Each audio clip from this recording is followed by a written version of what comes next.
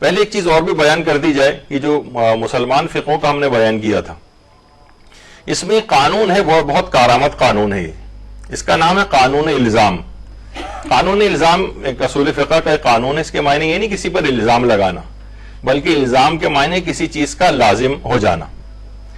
یعنی ہر فقہ کا ماننے والا اپنی فقہ کے اوپر عمل کرے گا۔ مثلا فقہ حنفی کا کوئی ماننے والا ہے اور اس نے اپنی بیوی کو طلاق دے دی، ہمارے لحاظ سے تو طلاق کہنے سے طلاق اس طرح سے نہیں ہوتی، غصے کے اندر، اور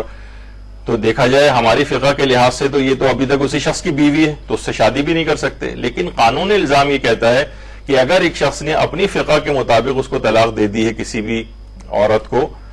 تو اب یہ آزاد ہو جائے گی،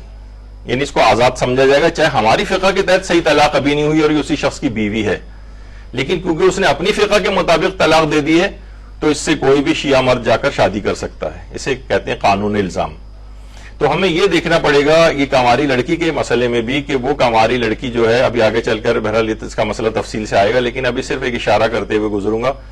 کہ مسلمان فقہوں کے ساتھ کیا معاملہ ہوتا ہے اس میں، کہ دیکھا جائے گا کہ اس کی اپنی فقہ کا کیا مسئلہ ہے، اپنی فقہ کا۔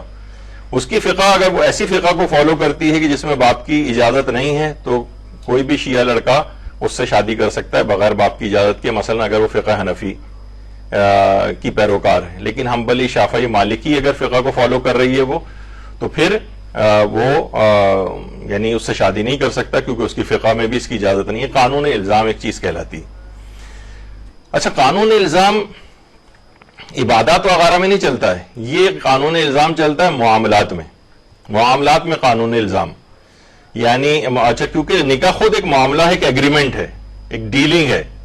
تو اس لحاظ سے یہ اس کے اندر قانون الزام جو ہے وہ چلے گا۔ اور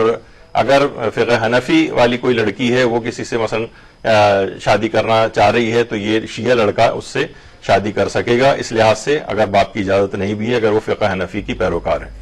اچھا، اس میں ضمنی فقہ بھی ظاہر ہے اس لحاظ سے آ جاتی ہیں، اب یہ میں سب کی اس میں نہیں جا رہا کہ اہل حدیث کیا کہتے ہیں اور بریلوی اور دیوبندیوں والی تقسیم اور یا اس طرح سے، وہ بہت زیادہ وہ ظاہر ہے کہ ان کے علماء خود اس کو اپنے طور پر دیکھیں گے۔